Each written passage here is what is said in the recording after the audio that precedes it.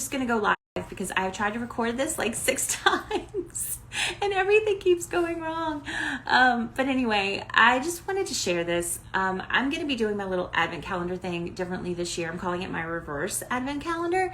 And this year I'm going to be putting stuff in instead of taking stuff out. So I'm just going to have like my normal time with the Lord. And then I'm going to write down whatever impacted me and put it in the corresponding little drawer. And next year around Thanksgiving, I will pull it out and use it as a time of reflection and gratitude and to kind of see all the way the Lord has led me.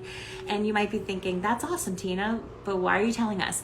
And that is because over the last couple of weeks, I've had 4 or 5 separate conversations with people who have essentially said, God has given you a voice and you need to use it. You need to share it. And I've intentionally not been sharing like a whole lot on the internet because of reasons.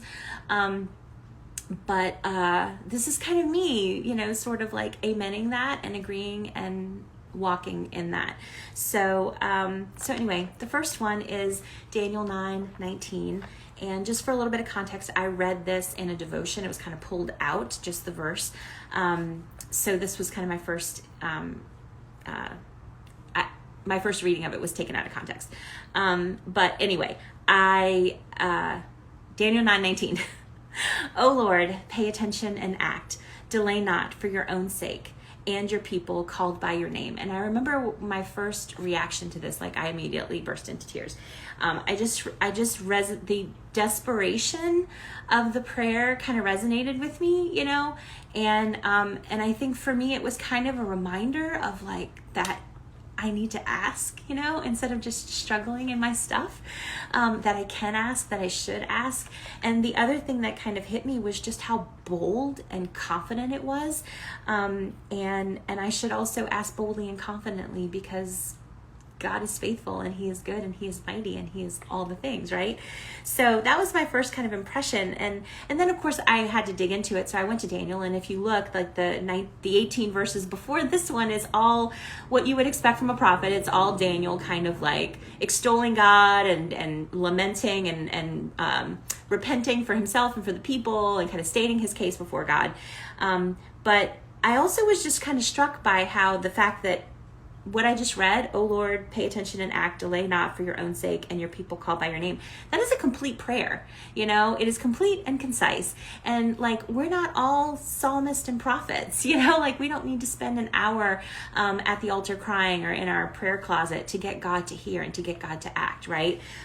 Sometimes we need to go through that process, but it's not always necessary. You know, I think my main experience with prayer, and I think the way that it has been the most impactful for me is like, it's that moment where your heart turns, right? From looking at the things that are in front of you, right? To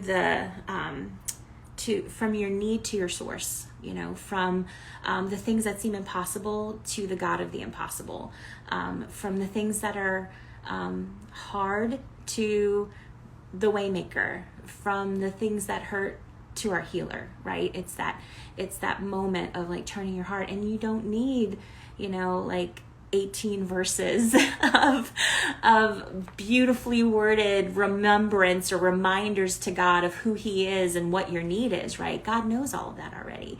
You just need to take that moment to turn your heart from your circumstances or from the things that are like big and in your face to the one, right? The one who has made great and many promises and kept great and many promises. The one who promises to never leave you or forsake you. The one who has chosen you and called you by name. The one who promises to lead and guide you. The one who has authority over all the things that seem threatening or scary or problematic in your life right now. And I don't know. I was really, just those few verses just really made a big impact on me and really encouraged me. And I think it was just a really good reminder, you know, of how often I skip past the opportunity to pray instead try to fix it myself, or just sit in anxiety or talk to other people about it or whatever. And also that it doesn't need to be a big long prayer. It doesn't even need to be beautiful. And that we can come directly, desperately, boldly, confidently, and ask. So I hope that encouraged somebody else. It definitely encouraged me. And like I said, I'll be sharing as I'm going through this process and filling up all the little drawers in my advent calendar. And if you want to follow along, that's awesome. And if not, you want to just scroll past, that's fine too. Like I said, I really hope that this was encouraging, and I'll see y'all tomorrow, maybe. Bye.